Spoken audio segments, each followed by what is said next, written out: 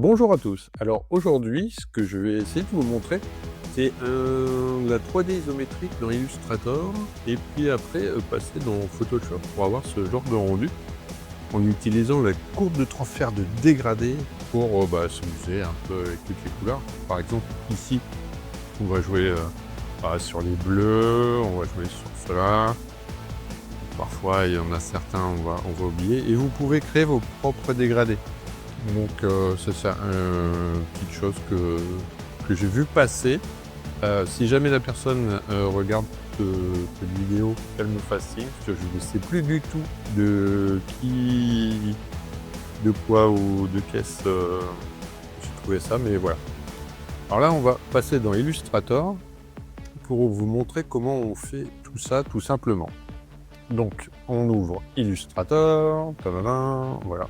Illustrator va s'ouvrir.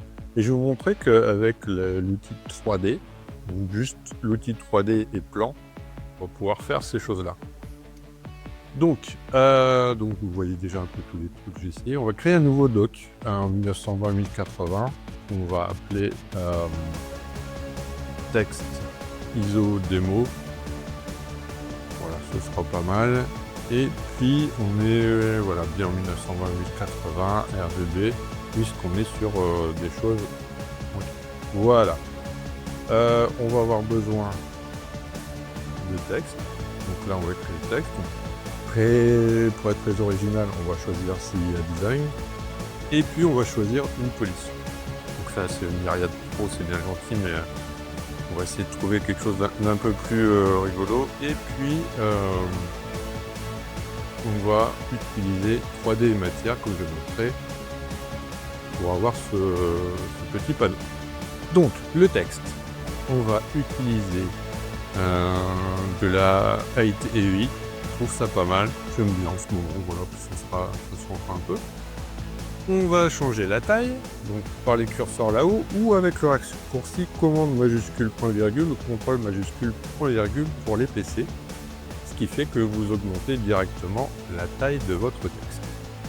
On va placer ça à peu près au centre, voilà. Et on va lui appliquer un type de 3D qui est plan. Et en descendant, on voit sur les paramètres prédéfinis, on va venir sur isométrique et on va prendre isométrique droit. Voilà, là j'ai ce que je veux. Donc, pas besoin de jouer avec les angles, tout est prêt. Ensuite, ce qu'il va falloir faire, c'est jouer avec les petits réglages. Donc on va supprimer la lumière ambiante, on va ajouter des tons foncés. Et puis, on va faire la position, on va ajuster... Oui, pardon, déjà, on va mettre les limites de l'ombre au maximum. Et on va mettre la position de l'ombre sous l'objet. Comme ça, on a quelque chose de bien. Et vous voyez, en bas à droite, sur le C, si je ne mets pas la limite de l'ombre assez forte, je vais avoir un petit truc qui se coupe. Là, je suis toujours en mode prévisu. Donc, en allant... Hop, régler déjà dans un premier temps la rotation à peu près 160 pour que ce soit pas mal. J'ai déjà fait quelques tests, 160 ça me semblait plutôt bien. Et puis là-haut, on va activer le lancer de rayon avec un petit adoucissement juste avant pour régler tout ça. Et voilà, là on est en lancer de rayon et ça nous donne ça. L'idée c'est ça, d'avoir ça et puis de pouvoir l'utiliser après. Donc une fois qu'on a fait tous ces réglages sur le premier, voilà, on revient là-haut, on se remet là, et on va dupliquer ça, et on va mettre agency, tac. J'aurais pu le faire autrement, mais là j'ai préféré le dupliquer une fois que les effets étaient faits. On va se mettre, donc, agency, voilà, toujours dans la même police. Par contre, on va faire une variante, c'est qu'on va le mettre en isométrique gauche. Toujours comme tout à l'heure, isométrique gauche, on descend, voilà, on place ça, tac. Et puis après, en fait, on place où on veut. Là, moi, je vais le placer plutôt en bas. Non, là, je suis en haut, non, voilà, plutôt en bas, ça me va bien. Et ensuite, alors, hop, on se trompe d'objet, donc, allez, hop, commande Z, Et puis après, on va le placer ici comme il faut. C'est parfait. Voilà. Là, on est bien. Donc, on a exactement les mêmes réglages. Donc là, je vais peut-être ajuster un peu l'adoucissement, qui me paraît un peu fort. 46, chose comme ça m'a l'air bien. Ouais, voilà, ça c'est pas mal. On va mettre la même valeur ici. Et on attend qu'il fasse le rendu. Et on a ça. Donc maintenant qu'on a placé ça sur notre outil de travail, on va l'exporter en PNG. Là, pour exemple, après vous pouvez l'exporter n'importe quel format. Moi, je l'exporte en PNG pour la démo. Et puis, on va ouvrir ce PNG.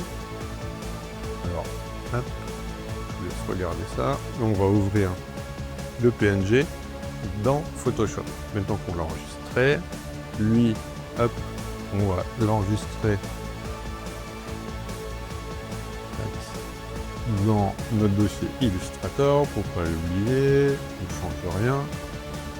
Voilà qui est fait. Et là, c'est bon. Maintenant, on va fermer notre Illustrator. Hop. Voilà. Et on va ouvrir Photoshop.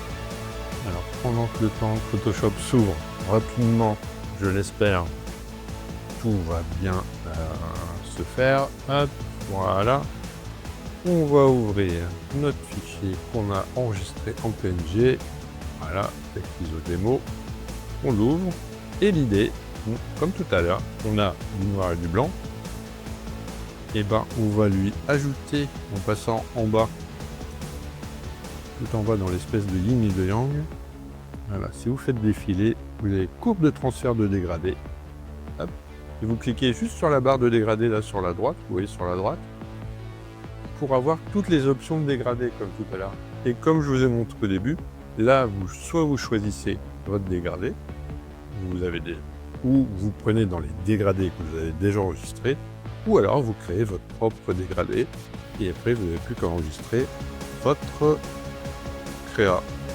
Voilà, ici, on peut aller sur le rouge, là on va sur les verts, c'est un peu mal, là ça passe, et c'est dans les nuages, voilà, on peut être dans les nuages, ça peut le faire aussi.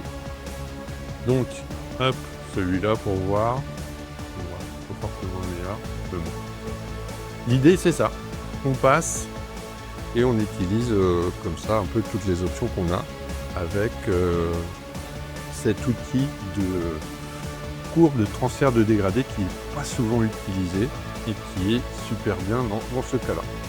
Donc voilà, ça c'était le petit tips, le petite info du jour, la petite vidéo que j'essaie de faire régulièrement. Merci de m'avoir suivi, n'hésitez pas à liker, à commenter, à vous abonner. Et puis merci beaucoup et à bientôt.